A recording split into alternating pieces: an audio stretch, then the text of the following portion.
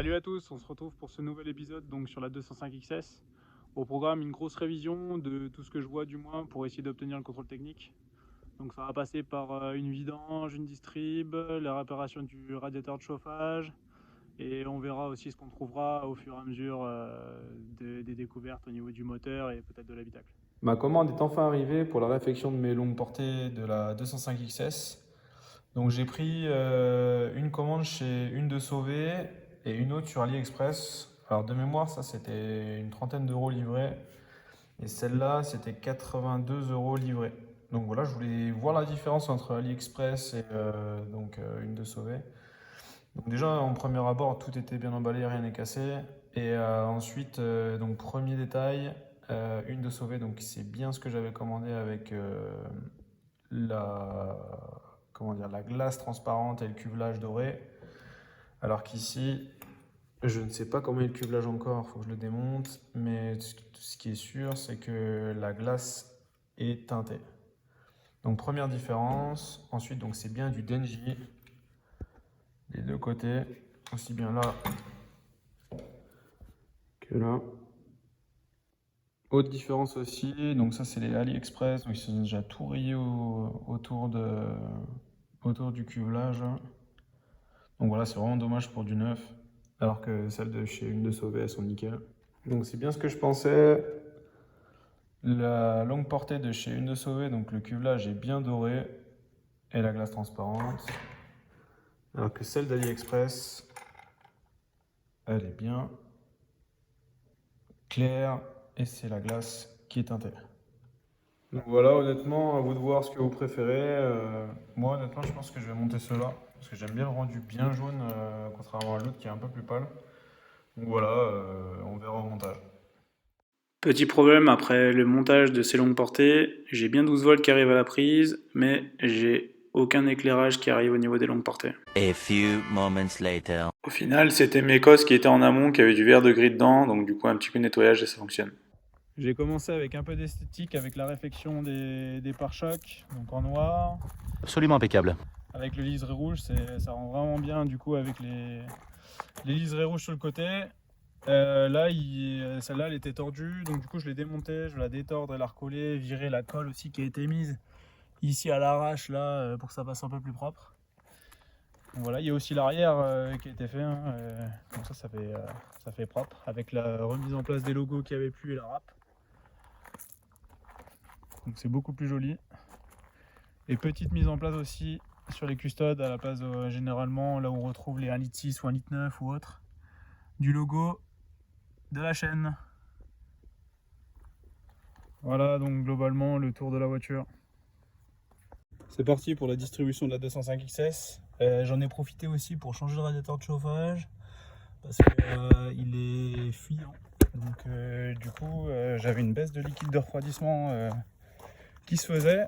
Et donc du coup voilà, j'ai démonté donc une partie de l'intérieur pour pouvoir accéder au radiateur de chauffage qui est là. Je vais commencer à démonter. Donc voilà, il faut tirer les deux tuyaux en alu et descendre les deux tuyaux qui sont là. Donc j'ai déjà enlevé les vis. Sinon je me suis donné un peu d'accessibilité, j'ai démonté une partie de la colonne centrale. Donc vous avez juste deux vis qui viennent se fixer ici et là. Et après ça vous avez deux boulons qui viennent ici cachés dans l'autoradio. Donc personnellement je fais ça au repère, donc je fais un repère sur Villebrequin. Je piche quand même l'arbre à cam, mais je fais repère Villebrequin, j'en fais deux. Et je fais repère arbre à cam avec le sens de rotation et après ça je compte les dents. Donc voilà, ça marche super bien. Pour la tension, j'utilise une clé carrée avec un poids de 1,5 au bout d'une clé de 10 cm. Et pareil, ça fonctionne super bien sur les TU. J'ai trouvé le coupable du bruit suspect. Je pensais que c'était le galet tendeur et au final c'est un bout de carter, enfin du moins de protection de courroie de distribution qui était glissé à cet endroit et en fait la courroie elle frottait dessus. Et du coup, d'où le bruit chelou. Mais bon, dans tous les cas, on va changer ça, comme ça on repart sur du neuf. Bon, ça y est, c'est sorti. Bon, l'accessibilité est vraiment pourrie dans une 205 pour changer ça. Mais effectivement, il devait fuir bien comme il faut, au vu des marquages en bas, c'était tout humide. Donc voilà, l'eau du liquide de refroidissement, c'était vraiment pas chouette aussi. Donc ce qui arrive en général, c'est que c'est le joint torique en fait qui lie le tube, enfin du moins tout le système de refroidissement au radiateur de chauffage, qui sèche et qui devient tout carré et qui fait plus du tout étanchéité. Alors vous allez voir par rapport au nouveau, c'est flagrant. Donc là vous avez l'ancien qui est vraiment tout carré et le nouveau qui est bien rond. Alors en plus vous allez voir, il est tout sec. Encore celui-là, ça va, il casse pas. Et bon, il fait plus d'étanchéité, d'où la fuite. En voulant tester mon chauffage, je me suis aperçu que j'avais pas de soufflerie. Donc j'ai changé la résistance de chauffage, plus le moteur qui était grippé. Et, j'en ai profité aussi pour nettoyer la platine de chauffage. On se retrouve au niveau de l'habitacle. Donc ça va, le démontage de la casquette, c'est plutôt facile.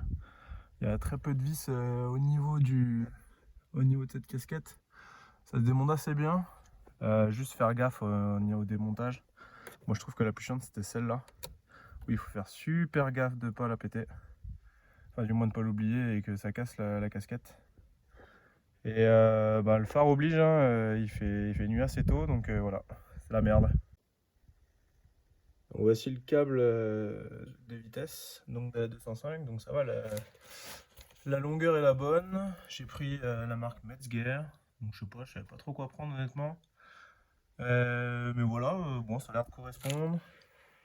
On voit qu'ici, ça a été un peu renforcé au niveau de l'insertion dans la boîte, donc ça c'est bien.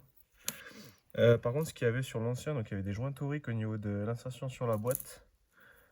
Et là, il n'y en a pas. Donc à voir, moi je pense pas que ça fuit, hein, ça doit être rentré à serre. Et sinon, l'embout a l'air exactement le même. Espèce de clip ça. Donc c'est bien ce que je pensais vis-à-vis de la boîte de vitesse, donc mon capteur de vitesse. J'avais mon embout donc, qui nageait un peu, donc j'ai rajouté 2 joints SPI. Alors j'ai utilisé ceux-là, donc tu trouves ça n'importe où, il n'y a pas de problème.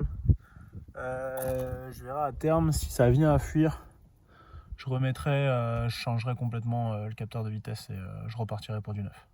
Mais bon, pour l'instant, pour le contrôle technique, on va se contenter de ça. C'est parti pour le contrôle technique, on va voir ce que ça donne.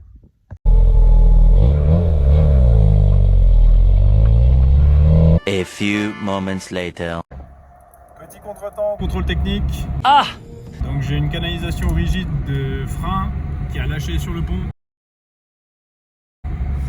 Donc voilà, j'apprends à conduire sans les freins avec le beau voyant. J'ai pu remarquer aussi que malgré le changement du cap de compteur, donc j'ai le compteur qui ne fonctionne toujours pas. Donc là j'ai éliminé une cible.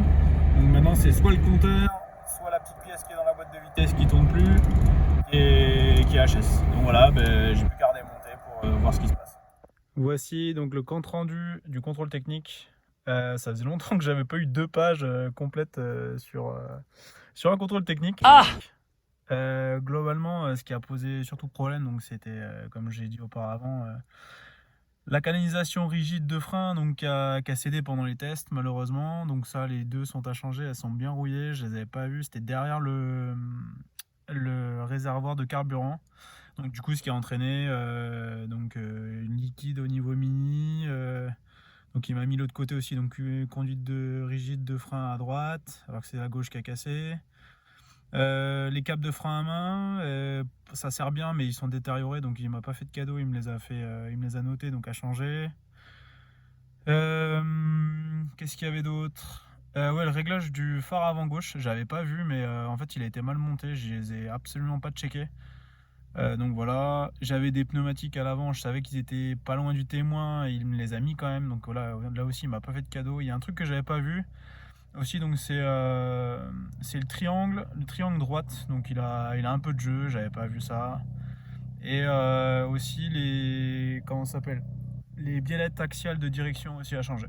Et sinon le reste, donc du coup une grosse commande de pièces à venir. Mais bon, c'est pas étonnant après 2 ans à dormir dans une grange et potentiellement, je sais pas comment elle a vécu avant, donc elle devait être dehors, je sais pas trop, malgré qu'elle ait pas beaucoup de rouille. Donc voilà globalement tout le travail qui va être à faire sur cette 205 XS.